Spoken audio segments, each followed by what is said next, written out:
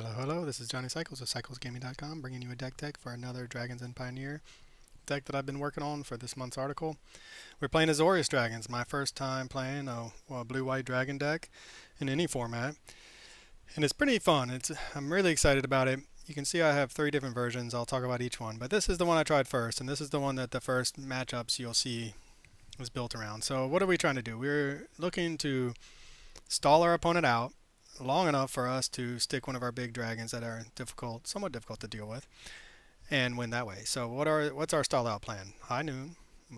Shuts down a lot of decks from really advancing their board state and pulling far ahead. Clarion Conqueror. Stick that on turn 3. Sometimes it can just hose a whole opponent's deck until if it goes unanswered just incidentally. Temporary Lockdown. Main deck hate against a lot of the creature strategies out there. Low to the ground decks, problematic everything with 2 mana or less. It's been such an all-star. It's won me many games, just top decking it, finding it. Opponents like on this in the game ones especially. Dragon Turtle, baby. You know I love me a Dragon Turtle, so stalls out one of the big creatures and functions as a clock as well. We can play it on our opponent's turn, which goes well with High Noon. And then we have the Omen side of Durgar Island Dragon, which just taps down a target creature, draws us deeper into our deck to find our answers, and a little bit of counter magic.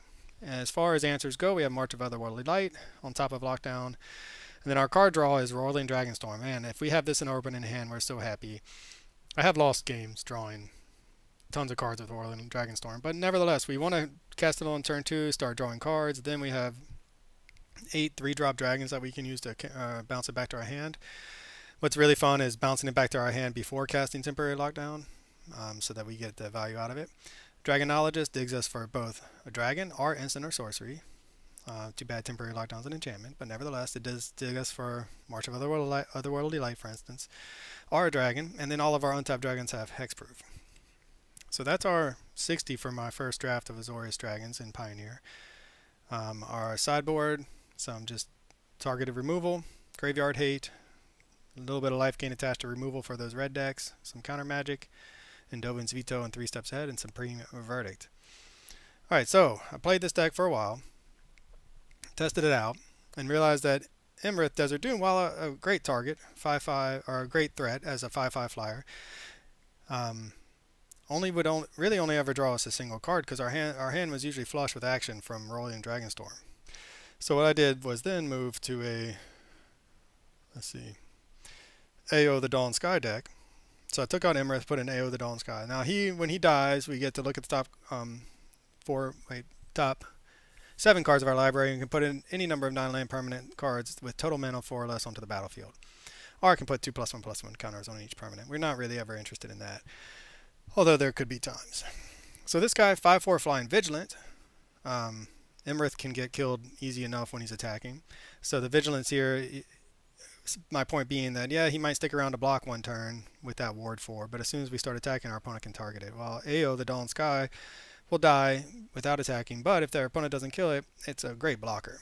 Attacker and blocker, and we see that in some of the games I've played with it, where our opponent just couldn't attack because we were able just to chip away 5 at a time in the air with a Vigilant flyer.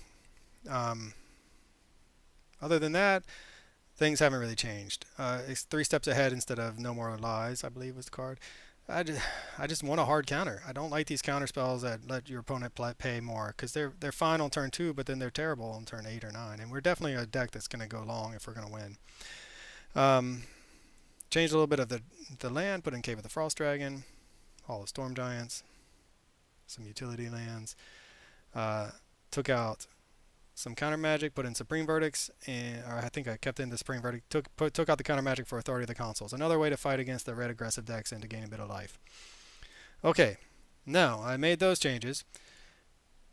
Dragonologist, great for digging, but I wanted to try something else, and you already saw it when I clicked here, the Wandering Emperor. So then I went up to the full copy of 4 copies of High Noon, just such an all-star. Brought in 3 copies of the Wandering Emperor to give us another thing to do on our opponent's turn when we have a High Noon out. So we do something on our turn or not, and then we can flash in the Wandering Emperor on their turn, so we get to play on both turns. It's also something that we can get with AO. So often with AO, we're only going to get one thing, unless we manage to hit 2 of these, right? So only getting one thing isn't great, but if that one thing is Wandering Emperor, I think it's going to be pretty good. yeah, so that's it. I mean, those are the changes so far. Kept the sideboard. I think I could probably go down one authority of the councils. We'll see. Um, I've played a couple matches with this version of the deck. The Wandering Emperor did get there, helped me win one game at least in one match. 3 steps ahead. It's nice to have some counter magic, but maybe it can be something else. I was talking in one of my matches. I just don't see a lot of 1 mana answers in blue and white uh, that we could put in its place. So this is my Azorius Dragons build in Pioneer. Let me know what you think. And thanks for watching. This is Johnny Cycles of CyclesGaming.com. Be on the lookout for the gameplay this Friday. I'll catch y'all on the next one.